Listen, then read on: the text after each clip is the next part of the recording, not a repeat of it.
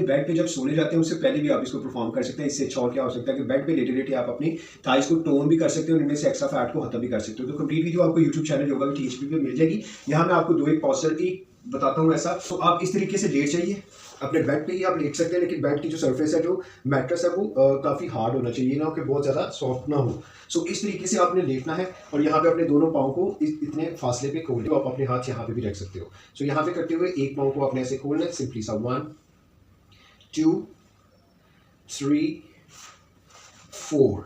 आप इस तरीके से इसके 5 टाइम 10 टाइम आप इसके रेपिटेशन जो बढ़ा सकते हो, सेट्स आप अपने मुताबिक। दूसरा आपने जो करना है, सेम इसी तरीके से इसको करते हुए सिंपल अपने दोनों पाँव को ऐसे मिलाते हुए ऐसे 1 2 3 4। यहाँ पे कुछ देर के लिए होल्ड करें, 2-3 सेकंड के लिए, ताकि आपकी जो थाइज है यहाँ पे आपको स्ट्रेच आना फील करे। जो ये स्ट्रेच आएगा तो आपके एक तो जॉइंट ये खुलेगा, दूसरा ये वाला जो फैट है ये खत्म होना शुरू हो जाएगा। इसको